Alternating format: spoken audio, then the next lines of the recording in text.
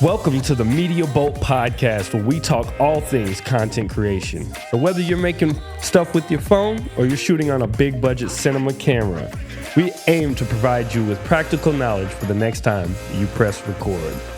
On today's episode, we've got someone that I would call a really close friend, a mentor, an exquisite content creator, a hustler, an ambassador of many things, and just somebody that is just extremely dope and gets the content game, Mr. Martin Moore. That is the best intro, the most kind intro I think I've ever received on a podcast. Thank you very much. Hey, Did you man. rehearse that? I did it just then, man. I used to freestyle rap. Very kind. I appreciate it. That's what I really think of you, so it's just true. That means a lot. We've known each other 5-6 years, maybe longer than that. I know the day I met you. I remember it vividly. It was the Koss gaming headphone event At what was that gaming lounge that was on like Wisconsin? I can't remember what it was called. I don't know. You're right though. That's where we met. I knew about you before then, and I knew you were going to be there, and I was excited to meet you. That's when I first started at Koss back in 2017. Yeah. That was like the first like big project that I was a part of, was like launching those headphones. Yeah, it was dope. You gave me a pair, and then my wife won a pair, so I had two, and I shared one with my brother-in-law, so he's got some. You were married then? She was my girlfriend. Gotcha. Yeah. I remember that. We've been through a lot, man. A lot of time, times. man. Good a lot of times. time. Well, today, man, like your story is very cool, man, and it's one of those to me that just stands out because you're somebody that had a goal, you achieved the goal, and you're living your dream now. You know, and you're in the midst of that, and you talk a lot about that. And early on in meeting you, you exude that, and it gave me confidence to do what I'm doing today. So I just want to talk a little bit about your beginnings, where you found a camera, and then we're going to move forward a little bit and just talk about what you do with that camera, because I think your approach to making content is very different from a lot of people. It's unique. It's unique. and you know, we talk about it like so many people worry so much about what the external people think of them, and you don't give a damn. And it really bodes well and helps you to be the person that you are. Sure. And it's really interesting to hear. So let's start about, why did you get a camera? A little bit about your backstory, and we'll zoom past into the meat of it. Sure. So I started shooting film photography in high school. I took a photography class. It was really cool. But I was into music at the time. So like I was playing in bands and stuff, and I kind of didn't do anything with it. But the first time I really picked up a camera and sort of like something clicked was the first trip that me and my wife Jen had ever went on. And that was to Las Vegas. And I got this little, can we swear on this podcast or no? Yes, send this it. little shitty like Kodak 3.3 megapixel point and shoot. Yeah. And I got it for the vacation. And as soon as we were up in the air, I was taking pictures of the mountains as we were flying over the desert. And then when we landed, I just like flipped it and I started like recording us. And I made like this little vacation video. And then I made another vacation video and another vacation video. And I just sort of started really enjoying like telling stories with a camera. I've always been two things: an entertainer and a storyteller. So like when I was 7, I started doing magic. I was a magician, not like your uncle's shitty magic at Thanksgiving, like the real deal, floating people. And I was like on TV and all that kind of stuff.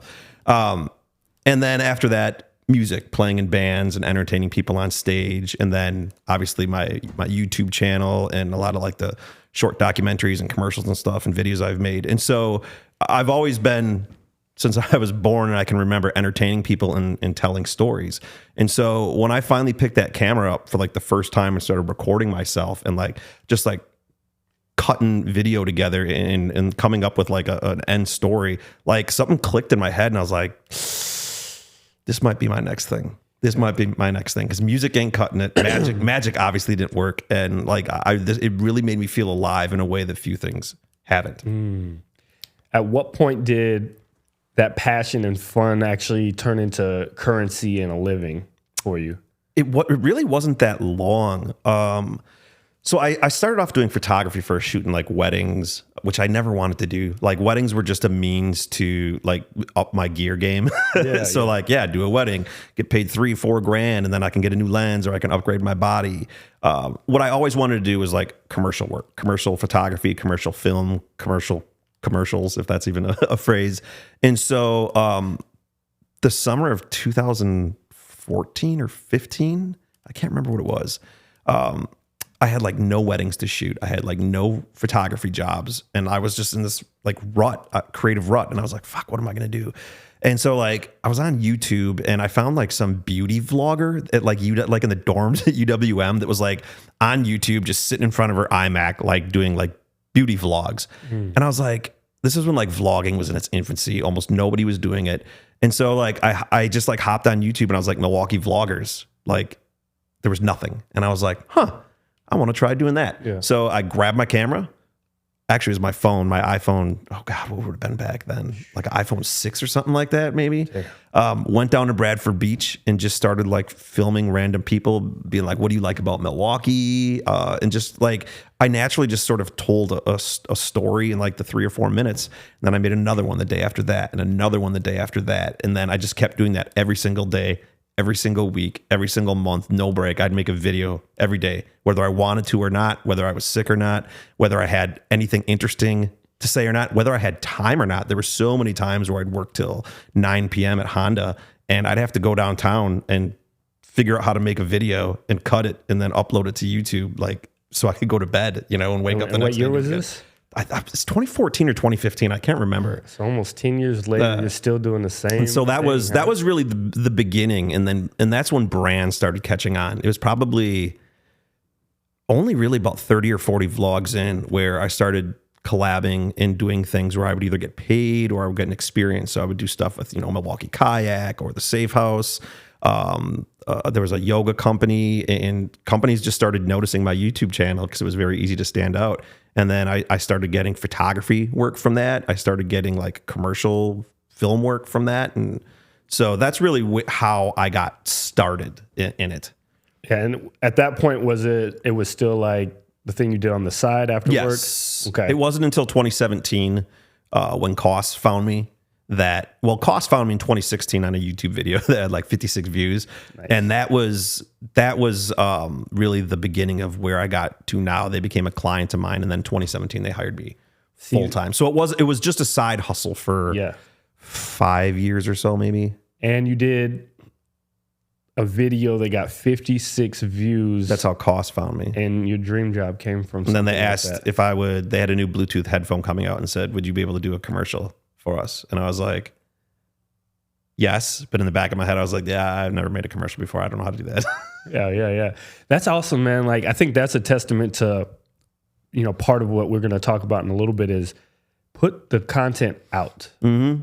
Because if you didn't do the daily thing or you weren't putting as much stuff out, Koss might not have seen. No. They can't, if it ain't out there, they can't find you. They can't. And you never know if you're going to score your first gig or your biggest gig on your first view or your millionth view. It could be one of those or anything in between. You just never know. And so so many people and creators and filmmakers and photographers are so pent up on views. And, it honestly really doesn't matter. Just put it out there. Yeah. Every piece of content you put out there is going to be an opportunity and another opportunity. And I always say it's like the Titanic. This is a bad analogy, but the Titanic sinking. And let's say you're a filmmaker or creator and the shore is like your end goal. Like that's where you want to get to. And in between that boat sinking and the shore, there's all these little lifeboats. And, you're swimming from lifeboat to try and get to the shore. And there's 10,000 other people that are treading for their life next to you that would gladly take that seat in that boat. So get in that boat, take that opportunity, put that piece of content out there because it's just going to get you one step closer to the shore. I don't know if you remember this conversation, but one day you told me that you've got to put things out every day. Yes. You got to put projects out because it's going to help you. You don't want to ever like leave anything kind of to 100%. You know what I'm trying to say? You want me to expand on that? I want you to expand on that because I'm not hitting it. Putting out content every day does two things. One, the repetition. You just get so good and so efficient at editing, at just compressing the timeline of whiteboarding, recording, editing, and then putting it out on the internet. You just get really quick and efficient at it. Like, think if you made a video like once every 6 months, like how long that takes you to like edit, and then you got to remember like what you got to do for SEO to upload it and share it, and you get so quick and efficient it becomes like breathing. I mean, I could cut a 10-minute vlog, which 10-minute video doesn't sound like it's a lot, but it's, as you guys know, it's a lot. I could cut a 10-minute vlog. I think once I did it in like 13 or 14 minutes. You just completely go blank. It's like you play music. Yeah. It's like playing piano or guitar. You know, you're like, God, I can't remember this song. And then you just like close your eyes, shut your brain off, and then all of a sudden your fingers start doing the work. That's what it's like when you're cutting video. You just move the mouse around, all the keystrokes, and you can just be like chop, chop, chop, chop, chop. That's a magical feeling right there, huh? That's like being in the zone when you're in there. 100%. And so you only get that off of repetition. Yeah. And then the other thing is it's really creating videos and stories, in my opinion, that are like really compelling, is like, that's easy for me. Like, it's not that hard to come up with like a really good creative idea when it's once a month or once every couple months. Yeah. Where you really start to dive deep into your storytelling abilities is when you run out of ideas and you're like, I don't know, I've fucking exhausted every idea. And then now a client comes to you and goes, I need you to make a movie or a video or a documentary about something. And then you got to dig real deep and try. And that's why I always say I've done it. I can make a trip to the grocery store entertaining on Instagram or YouTube. You know, I've made videos pumping gas, going to the gas station, or, you know, going to a bar, someone making a brandy old fashioned. You can make anything entertaining as long as it's got a beginning, a middle, and an end. And you have good editing skills. And so that repetition and making the content every day and putting it out there, you get efficient at editing, and then you get really good at figuring out how to tell stories. So what's the ingredients to a good story? You said the beginning, middle, and end. Yep. That's it. When you're in a pinch, is that like, that's it? What am I doing today? And then you kind of decide those things before? Is that I just always, I don't know, as soon as like, I'm like, oh, something's going to be interesting, I just record. I don't know. That's why you always see my Instagram stories. You always see, like, if there's a Martin Moore posted a 23 fucking clip long Instagram story like I usually do, it always starts with my feet. Like, I don't have any proof, but I swear to God I started that when I was on Snapchat. I swear I started the whole recording your feet thing and panning up. But like, that's the beginning. Oh, where is he? Oh, he's downtown. Where is he going? And then grabbing the handle and walking in, and and so I don't know. For me, it's as simple as beginning, middle, and end. That's it. That's all you need to tell a compelling story. Yeah. If you can nail those three things, it really doesn't matter what it's about, what your budget is, how much CGI you got in it, what you're editing on. Got to connect. Yeah. Got to connect. And so that's always just been sort of my mantra as far as making anything. Yeah. You told me one time you want to stay top of mind because you never know when someone's going to be needing your services or needing you. Yes. I think I do remember you telling that. Always be in the back of their head. In their back of the head. So you told me to flood the market constantly, because one day that client's going to be like, we need this guy, and your algorithm will be helping you out at that moment. It's not even so much the algorithm. It's everybody that fucks with your content and that knows you. And so, you know, there's some local business that needs a commercial, and, you know, Media Bolt Productions has been, they got their podcast, you know, they're taking selfies, they're doing Instagram stories. You guys are branding yourself out there. They don't even think twice. They don't have to go into the phone book. They just go Media Bolt Productions because they've heard of you, because you're always out there. It was the same thing with photography. Like, people needed a wedding, Martin Moore. Like, no one else was an option, just because, like, that's just who I've heard of and I hear people talk about. And same thing with, you know, videos and stuff like that. And so just always be in the back of people's heads. That's how you get in front of people that are more talented than you, have more money than you, have a bigger business than you, or more hookups than you. Like, just outwork them and get in the back of everybody's head, and you'll be the first one that pops in their head and the first one they'll reach out to. Yeah, that's an old school mindset too. 100%. Like these days, like, people they want that instant gratification. They want it to be perfect. They're overthinking comparison. Comparison is a thief of joy. And, yes, it is. And all of those type things. So you're like, nah, let's just flood the market. Lil Wayne used to say that. He was like, I'm just in the studio. I don't know what y'all are doing. I'm just working. Look at artists that, instead of putting out albums, they just put out singles or little small 3-4 track EPs, constantly flooding the market with content. You put out an album, people binge it for month or two, and then it's just on to the next thing. Taylor Swift's new album, or Postie's new album, or Lil Wayne's new album. Well, that's you why just have a new the track. mixtape game. The people that were the mixtape artists were almost like, content creators. They were making multiple mixtapes in between their albums. So now the listeners got too much to listen to. So you're giving the people what they want. Exactly. You're feeding that need. And that applies. You can scale that to anything: music, art, film, puppeteering. Really, it really doesn't matter. Like, you just keep making content as often as you can and as much as you can, and put it out there, and you'll get better, you'll get more efficient, and you'll always be in the back of everyone's minds. Ready to go. For you, what amount of your content is scheduled, planned versus organic and like just done in the moment type stuff? I mean, I would say virtually all of it is organic and in the moment, unless it's something like last year, or was it earlier this year? I was the Milwaukee Bucks ambassador. Ooh, boy, I don't even know if I can say that. I was the Milwaukee Bucks ambassador, and that was scheduled content that had to go through a bunch of legal and stuff like that. And then obviously everything that I make for Koss is all premeditated, all the commercials and documentaries and stuff for that. But anything that I do on YouTube or my YouTube channel is all like premeditated. Like, I had an idea of what I wanted to do, but Instagram stories and stuff is just like, that's just off the cuff. That's awesome too, because I think people limit themselves when they're like, got out of a schedule, got to put this together, need to put out this much. I know I get sometimes in the bind. I'm like, we got to make more content. We took a couple days off. Then I just realized sometimes if you take the days off, just come back. Yeah. Don't worry about it. People won't forget you. Yeah. Don't feel like you're playing catch up. Just get back on it. It's like going to the gym in a sense. Like, when you're consistent, but sometimes you get sick and fall off. Don't beat yourself up and don't go back to the gym. Right. Just get back on the train. 100%. Go again. So yeah, I think that's something that I try to make Instagram stories every day. Almost every single day I'll do one, probably, unless like I have nothing going on. Like, I worked from home, had a big project, and then there's like a Bucks game at 6. Yeah. Well, what would you tell someone, because there's a lot of people in this seat. I used to be in this seat.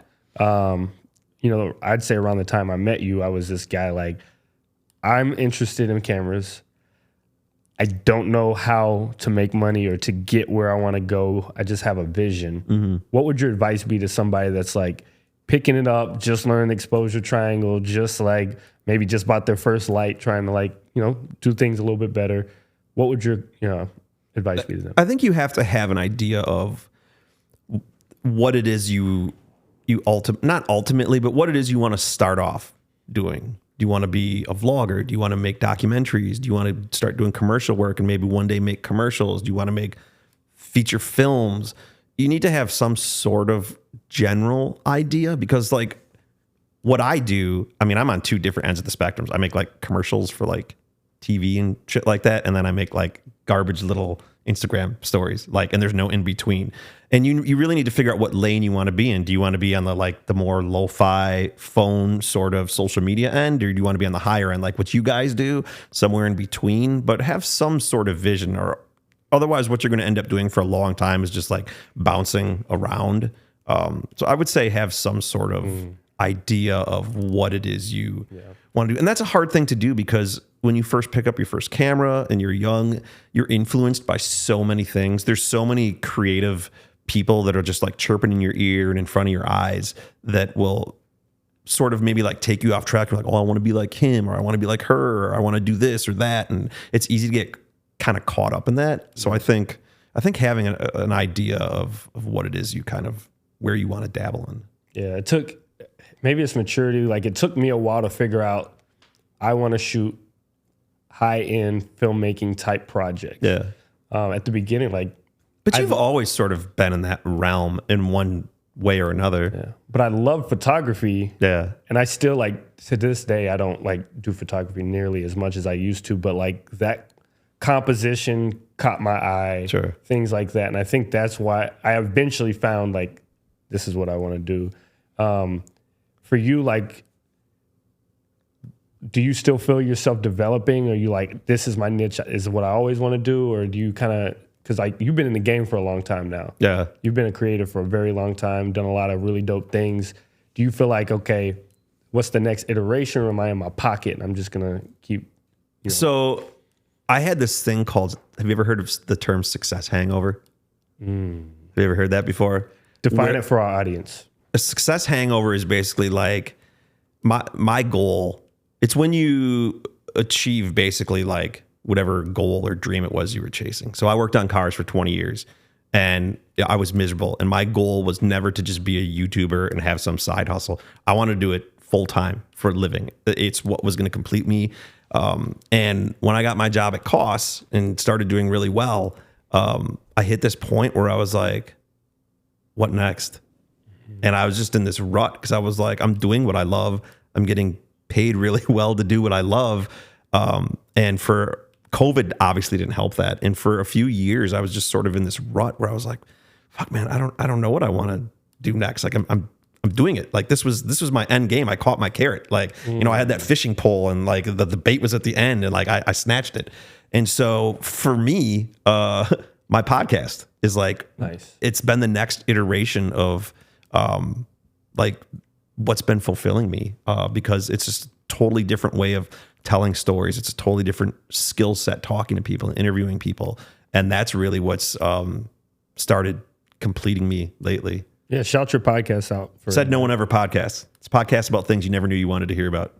Love that. Justin's been on. I've been on. I was a guest. You were on for, God, what episode were you on for? It was season 1. Right? It was season 1. That's when Ian was on the show. The show. I can't remember what your episode was about. It was a good one though. I know that. Yeah, I'm gonna go re-listen after the show. After the show. Yeah, man. I think that's cool, and it's for people out there trying to find like what their life is going to be, how it's going to be, what their roadmap's going to be. It is important to understand like that roadmap can change at a blink of an eye. Totally. Being malleable is actually really important in the creative field because things are changing so much. Like, I think you're a smart guy and understand like there's a lot of things coming. AI is coming. Things after that are AI is going to be big, especially for film. Yeah. So understanding that and pivoting and being part of that movement instead of like, I don't think we can be on IG stories for the rest of our life because at some point there's going to be something else. So I think you've done a great job of that. You started YouTube, moved there. Now you're in the podcast space. I'm sure whatever's next, you'll be in the Vision Pro doing the doing like a lobster. Just, I think another thing too that sort of gets lost in translation when it comes to like doing this for a living is there's people out there. There's two kinds of people out there. There's people that are pulling the slot machine lever, and the only reason they're pulling it is because they're waiting for that big payout. They're waiting to hit the jackpot. And then there's other people that just like sit there, sip their drink, and they just enjoy pulling the lever and being in the seat. That's Dids. That's you. That's me. You have to enjoy the day-to-day, everything that doesn't involve filmmaking or photography or content creation. You have to enjoy the emails and coming on podcasts, and you have to enjoy doing paperwork and, all the stupid fake LLC meeting that you have to hold with yourself at the end of every year, all the little nuances that go into the day-to-day stuff. You have to enjoy that. And if you enjoy that and you're not worried that you're going to make it someday or like that's the end goal that you're chasing, then you're going to find success. But if you're just chasing that end goal, you're going to take shortcuts. You're going to make mistakes. You're going to miss opportunities. And so I think you got to really enjoy just the day to day, the pull in the slot machine lever, and not what you're hoping is going to pop out in the little coin slot. Man, you said the LLC thing, and I remember like, dude, isn't that the dumbest thing? You remember you get that little sheet that you got to like fill out, and it's like, it's so dumb. Remember we went to lunch and you helped me set up my... I still have that document for anybody that ever wants to know how to start a business. Yeah. So when I started my photography business, it was almost impossible to figure out the order of what to do, how to do it. Like I knew I had to get a bank account, but like I didn't know how to set up like sales tax with the state. I didn't know how to set up an LLC. I didn't know what order to even do these things because you don't want to like open up you don't want to open up your sales tax account like under your name, and then all of a sudden your LLC's got like, an EIN number, and not, you're like, oh shit, now everything's mixed up. This might be viral. Give us a quick list of what you would do in your first steps to start a new business. Oh boy, this is gonna be off the cuff of my head, but open your bank account. Then I believe it would be probably get your EIN, then your LLC, then through the state, get your licenses set up for sales tax. And then after that, I think you can go nuts. Go wild. I'm pretty sure that's the order. I'm pretty sure that's the order. A website after that and emails. Yeah, you get all your, I mean, you can do all that stuff whenever, but That's dope. If anyone ever needs it, I have the document and like all the links to like for like if you have questions or anything like that, or like where you go to like fill out everything. Because I couldn't even figure out like for my licenses for my filmmaking and photography license where to even like get those. Like it's easy now because everything's on Reddit and stuff. But this was back in like 2012 where like nobody was doing this shit and no one in Milwaukee was doing it. So it's not like I could ask anyone. Like I had to figure out how to do everything myself. Yeah. That's awesome, dude. So that's why I like helping other people because you helped me, and I've had people come to me for the same questions now, and it's funny. I always think back to like, damn, I never knew how to do any of this. Yeah. I still am like, it's like when you move out and you're like, okay, now I got to set up the phone bill and the electric bill. And you're like, I don't know how to do any of that shit. And you figure it all out. Yeah. I mean, it's scary when you're trying to like start a LLC or a business because you really don't want to mess that up. And then especially when you do taxes and figuring out what can you write off? Can I write off my gas mileage or this room in my house? And boy, I'm writing off a lot of gears. Like someone going to like, the Fed's going to come after me. And so, you know, that stuff's tricky. Boy, I don't even know why we're talking about that. No, I think I got off topic. No, it's really important though, because I mean, how many people do this thing, make some money, and don't even realize they need to be set up properly, and don't know how to, and get afraid, and then they put it down and go do something else. The biggest thing that I can't stand about this country in general, when it comes to like starting your own business and entrepreneurship, is like, okay, so I think it's like the state of Wisconsin. If you make over $999, like then you have to like collect sales tax. And so I think it's such a stupid rule because let's say you're just starting in photography and all of a sudden some business wants to pay you $5,000 to make a video or something like that. And you can't take their money because you're not set up with the state to pay sales tax. And like, you know, you fill out a W-9, they have to turn that in to the state. So the state knows that this company paid you $5,000. But if you don't report that and you're not paying the sales tax on it, the state's going to come after you. And so there's this thing where it's like you have to make a decision. I had to make a decision very early on because when I was doing photography, I had 833 East, the building next to US Bank Tower, wanted to buy work from me.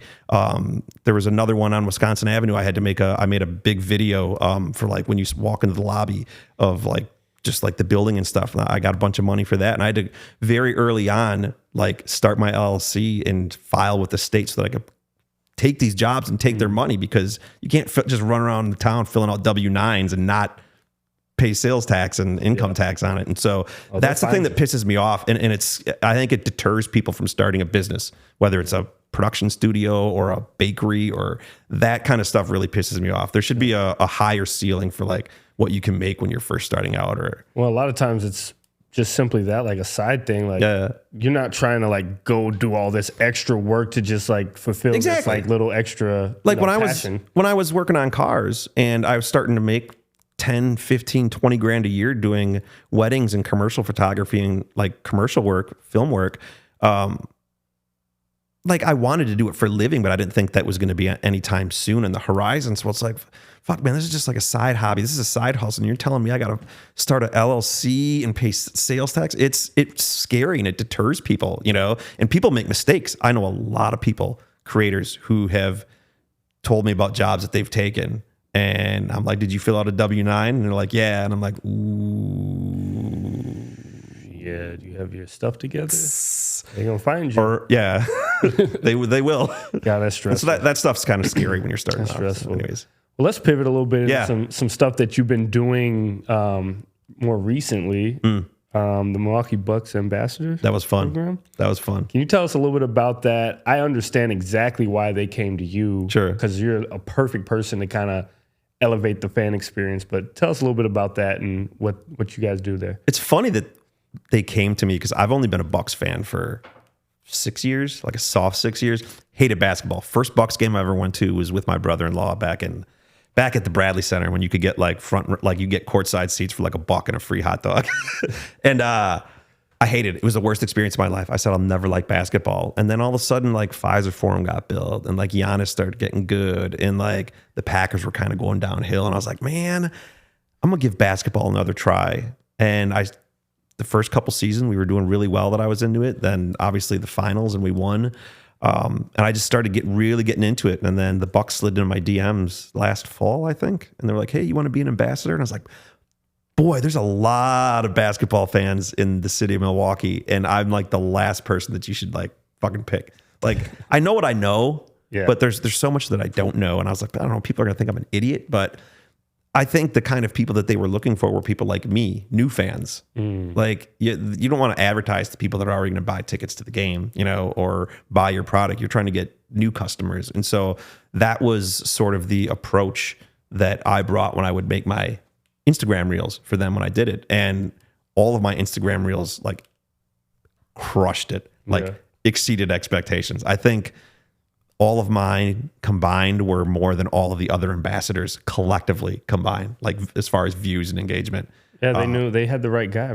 And it was just cool sort of telling stories as a casual fan versus like a diehard fan. And it made going to your first Milwaukee Bucks game a very tangible thing. People saw how easy it was to get into the forum and how fun the games were. And you'd have to sit in the seat the whole time. They had the paddle bar up top that was kind of cool. You could go with your kids. You could go with your girlfriend or wife. And I made it a very relatable, tangible experience that the average person could kind of dabble in and be like, you know what, I'm going to drop $45 and snag a ticket. And I think that's why they came to me. And I feel like I hopefully delivered on that. But it was a cool experience. It was a really cool experience. That's super dope. You got some other things popping off soon with that, right? Was that throughout the whole season?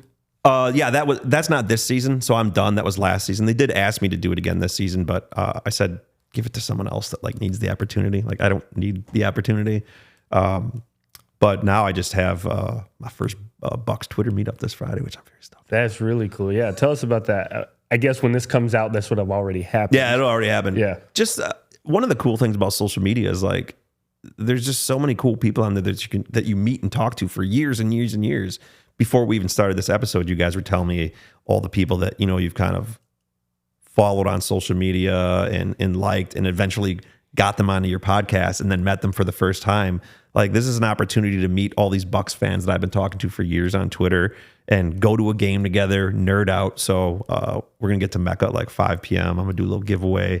We're going to hang out, and then we're all going to the game together. My season ticket holder got us like all like the same row, so we're going to sit together. So it's going to be dope. Awesome. It's going to be a completely new experience for me, and I'm super jacked for that. That's so cool. I love how you just like continue to do things. You're always like active.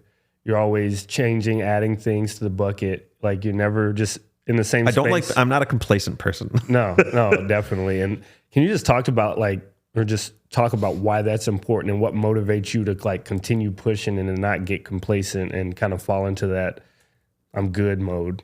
This tattoo right here.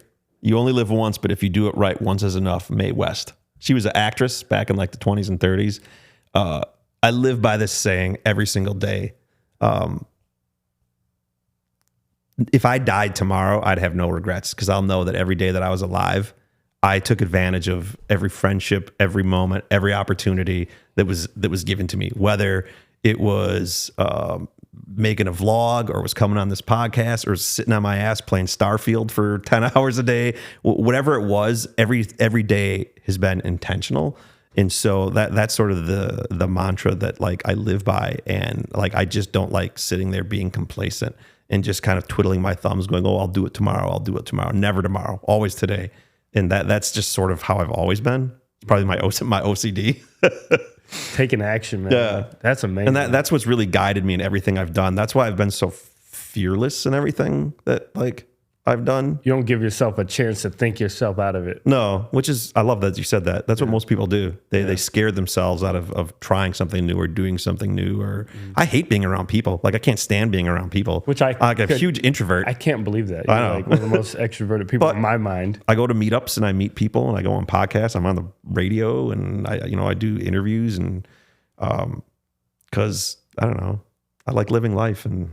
Yeah. So is that a learned thing to be able to succeed in those spaces around people when you don't want to necessarily be around people? Yeah, I think so. Because I get super nervous, I get super anxious. But I think it's only recently I've really gotten it under control, being on the radio and having the podcast and being able to hold conversations and interview people. It's made me much more comfortable being around like larger groups of people. It's one thing like if I'm around friends, but it's like networking events where there's people that I don't know and you have all those weird superficial conversations. That's where I get really comfortable. Or Summerfest. Oh yeah. You ain't gonna catch me at Summerfest. Hey, we'll get you a ambassador over there. Although I think I have one of the highest viewed YouTube videos for Summerfest because they kicked me out one year when I did the vlog.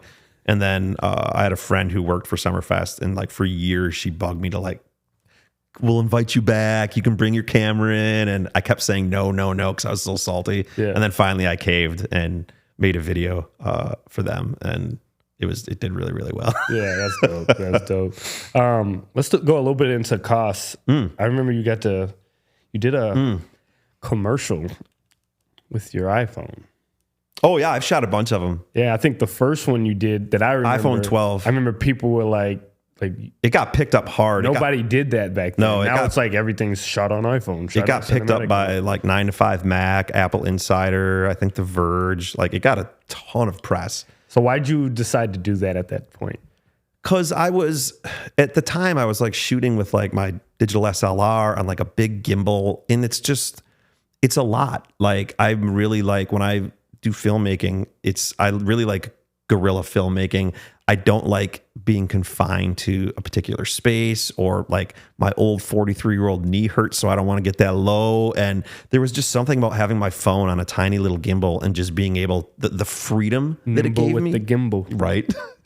It just gave me a freedom to tell the story exactly how I wanted to, with no physical limitations, because I had, 20 pounds in my hand, or I had something on my shoulders, which I know you guys know about. And like that gets frustrating, and there's a place for that. But I was like, man, what if I could shoot something on an iPhone and nobody knew, and no one knew. What was funny, I never had a single person that saw it, and I mean, it got hundreds and hundreds and hundreds of thousands, probably millions of views. There wasn't a single person that was like, oh, that looks like it was shot on an iPhone. It wasn't until the articles came out, and then I hopped on Reddit, and everyone was like, oh, you can totally tell it was shot on an iPhone. I'm like, fuck you guys. You didn't know that. Y'all lying. You only know that because they said it was shot on an iPhone. That's sick. But it was, it was a dude dancing like downtown in the 3rd Ward. I shot the entire thing in 2 hours, edited it in 2 hours, and then it was already up on like streaming services and stuff and YouTube like later that day. Bro, that's so sick. And when I edit my vlogs and I put them on YouTube, I don't rewatch the whole thing in its entirety. You never see it again. I edit it, and then once it's done editing it, I don't go, okay, it's done. Now let's watch it all the way through and like QC it. I just export it and upload it. So you'll always find, like, I don't do that with like Koss work, but if you go on my YouTube channel, there's always shit. There'll be like an error. There'll be like a weird black frame. Yeah, like a Brad Pitt. Have you ever seen what movie is that where he inserts the flame, the dick frame, Fight Club? Yeah.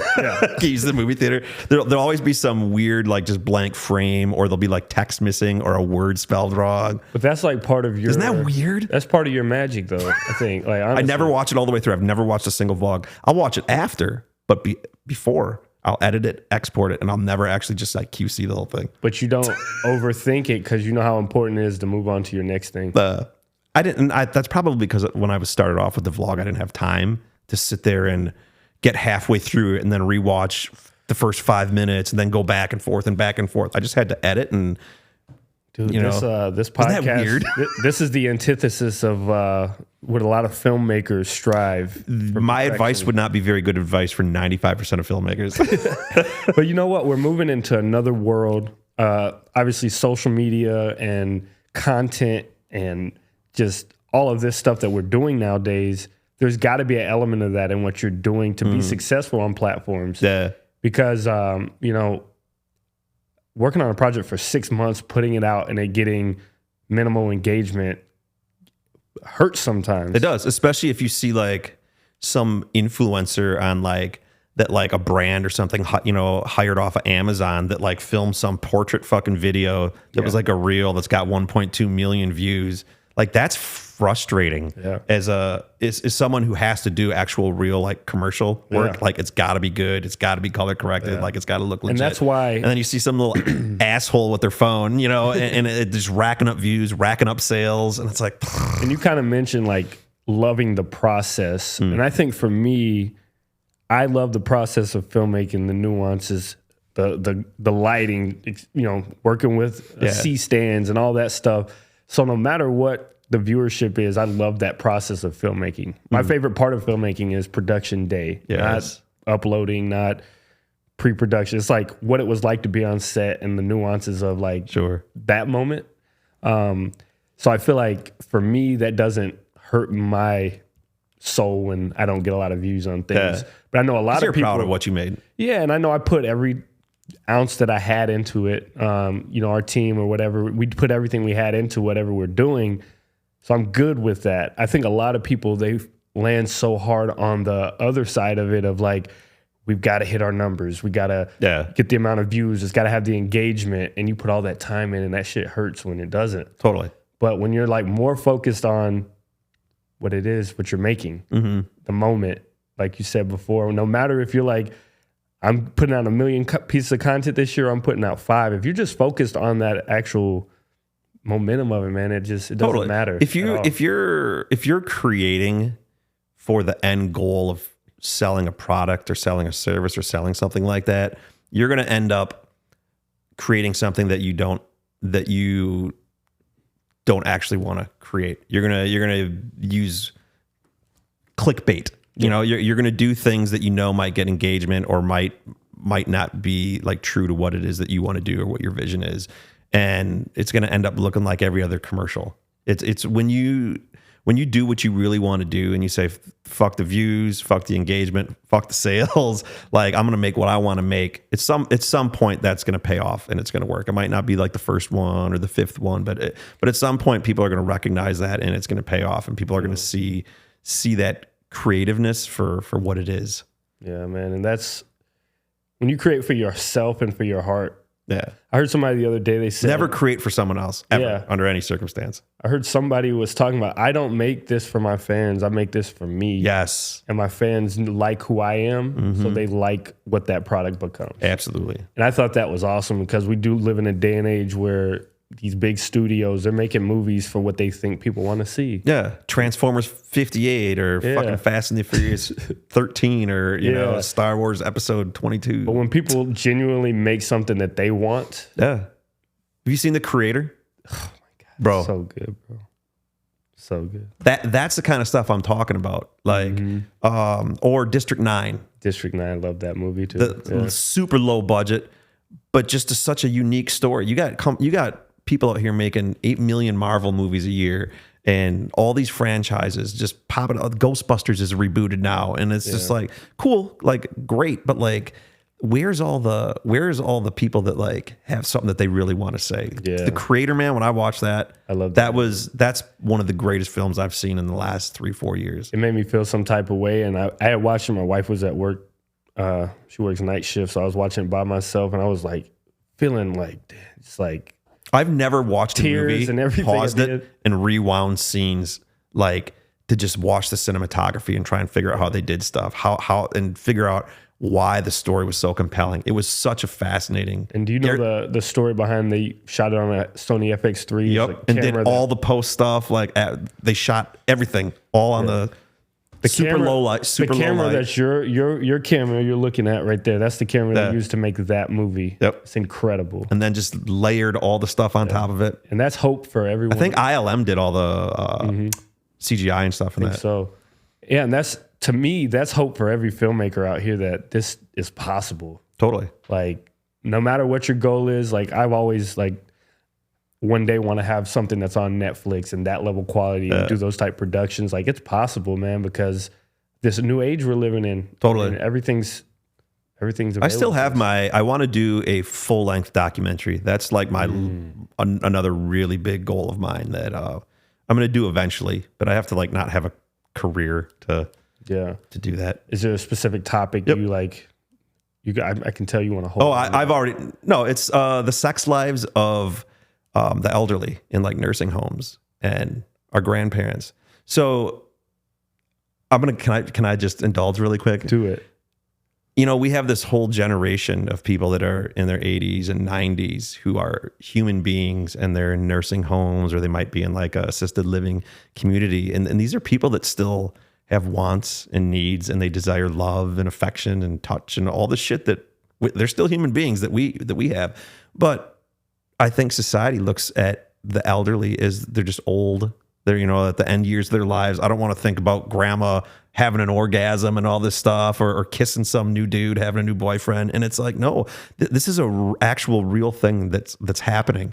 And like the STDs hot in the elderly community, like it's crazy because they don't know how to use condoms or anything like that. So anyways, I just feel like it would be a really fascinating documentary to follow like 3 or 4 like elderly people and just like them dating, their sex lives, and just sort of share that story and what that's like and make it a more sort of tangible, relatable world that we otherwise just sort of kind of brush to the side because it's icky and I don't want to think about old people having sex and kissing. And I think it would just be just such a fascinating story. And I think there's a lot of emotion and tear-jerking moments that you could get out of telling a story like that. And so that's the documentary I want to make. Dude, you just about face right now? Huh? That it's gonna work because it's. Have you ever seen Love on the Spectrum on Netflix? I have not. So you have Netflix? Yes, of course you do. It's called Love on the Spectrum, and it's basically this. It's a series. It's short. It's only like 5 or 6 episodes, but they basically follow people with autism dating other people with autism, and it's one of those things where it's like, I don't know if you know anyone who's autistic, but like, they're a lot of times, depending where they are on the spectrum, they're sort of in their own little worlds. They have trouble communicating. And a lot of times we look at people like that as if like they're less than human, or, they're not thinking about dating or sex or any of that. Yeah. And so anyways, they follow these couples, and it's the most heartwarming stories. And some of these couples have been together or they get married. It's, dude, treat yourself. That's Love on the Spectrum. It's so good. And so that was sort of like, kind of validated my idea for doing the documentary on. And I don't know, when you first said it, it was a little shocking. Yeah. It felt a little uncomfortable. But that makes for great viewing. Totally. It's not been done. It hasn't been done. It's something. I've Googled it. Yeah.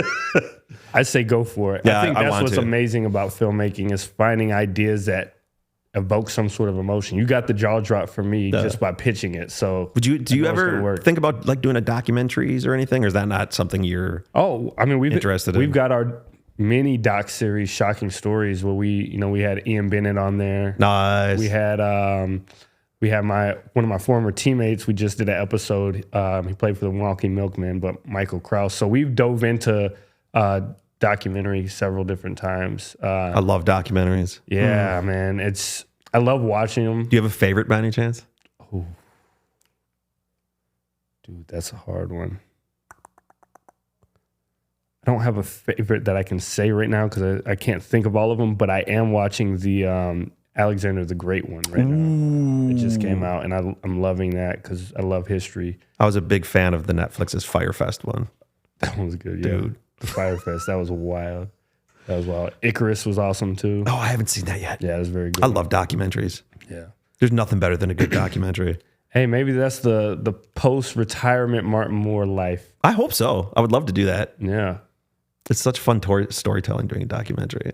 Where do you see yourself going? I guess if documentary is it, where like in the next few years as you continue to grow, what's next for Martin? Definitely the podcast. The podcast, and then I've really just been trying to help others achieve their dream and mentor anyone that I can, who I really believe in. Because, like I said earlier in the show, I didn't have anyone. Like, I think Chase Jarvis was the only person. He's a photographer and filmmaker from Seattle. He was really like the first person that I saw on social media that I was like, damn, this dude's like a rock star. Like, you can be a photographer, filmmaker, and because like I was always a magician and a musician, and like I'm not gonna lie, like I love that rock star, like being in the spotlight sort of thing. And I was like, who gives a shit that I'm a photographer? And I'm like, so people probably think I'm like some old overweight dude in a cummerbund shooting weddings. Like, Chase Jarvis was like this. He was dope. Like, he had 500,000 followers, and like he was like posting stuff that had nothing to do with about photography. And I was like, man, like that's kind of cool. And I remember I reached out to him once on Twitter, and Wheaton Franciscan Healthcare, which is one of my clients back in the day, they asked me to do a photo shoot and video shoot for an autopsy class. And I was worried that if I didn't do it, they wouldn't want to continue using me. Yeah. And I just wasn't comfortable doing it for obvious reasons. And so I reached out to Chase Jarvis. I was like, dude, like, I don't know what to do. You know, this is really like my really only real, in air quotes, like client. And I don't want to lose them by like saying I can't do the job or don't want to do it. And he just said, you know, do whatever you feel comfortable doing. If you don't want to be there, like, they're going to get crappy photos and crappy video and blah, blah, blah, blah. And it was just nice to have someone to actually like bounce questions off and confide in. Yeah. And that was the only person that I've ever been able to like reach out to and like get some sort of like feedback from. And so that's just what I want to do now going forward, is help other people. And it's been really cool. So I just had a dude, he's 22 years old. I was at a Pufferfish downtown, and this guy walks in. He's like, Martin Moore. And I was like, don't know who you are. I mean, I don't know who most people are. And he told me his name. He ended up being this kid that I had met in like 2016. He was like 14 or 15 years old, young filmmaker in, I think, middle school. And he got his film in the Milwaukee Film Fest, and I had narrated it for him. But I haven't seen this kid in 6-7 years. Well, he's 22 years old now. He walked into this bar. He's like a man. Back then, like, he was just like a young boy. And I was like, oh, what are you doing? And he's still in film. Like, that's what he's going to school for. That's what he's doing now. And like, he just told me how much he appreciated like me like doing that for him when he was a kid. And I was like, damn, this is why I like doing this stuff. Dude, I can attest the same thing. Some of the things that you helped me with early in my career, and I'm just super thankful for you, because, you know, you were one of the people that helped me get going, helped give me the confidence, and helped give me the stability business-wise to actually do this thing for real. And I'm forever grateful for you. And I'm, number one, very excited that you came and we got to sit down and hell do yeah, this. Man. I wouldn't miss it for the world. Yeah, I love sick, you guys.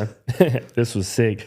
For people that don't know you, I know everybody out there knows you, but where can they find you, your work, and just be able to? You just go on any social media at Martin Moore Jr. or just put in Martin Moore and I'll pop up for as long as the algorithm feeds it. Although I'm fading. It's really cool. Like, you had J-Man on the show. There's nothing I love more than like when I kick it with him. Like, we went to a Bucks game the other day and like other people notice him and not me first. I'm like, yes. Yeah. All I've ever wanted, I've been waiting for like other people in this city to pop off and stand out, and like, because for like the longest time, I mean, it sounds dumb and it sounds pretentious, but for the longest time it was like me. Like, everywhere I went, people recognize me, and like, I don't know, I was Mr. Milwaukee. And you're like the OG content creator from Milwaukee, huh? But it's so cool now to see other people finally getting to cash in on their hard work. And I mean, you guys have been doing this a long time too. Like, the scene is way bigger now in this city than it was back when we all first started. And that makes my heart so warm to see that growth, to see you guys thrive, and to see J-Matt thrive, and to see DJ Shauna thrive, and to see everybody out there, you know, making a name for themselves and putting Milwaukee on the map. And like, I can finally like just step back and be like, I don't give a shit anymore. No one gonna recognize me. The godfather of Milwaukee content. It makes me very, very happy. Well, man, with that, I guess that's what we're going to sign off. I hope we had some bangers in there. We got some bangers. Sorry for swearing so much. I get very passionate about this stuff. Hey, man, I just appreciate you, dude. So no matter where you're watching this podcast or listening to this podcast, do us a favor, hit the bell, subscribe, do all the things that helps that algorithm for us. And until next time, we're going to see you later. Peace.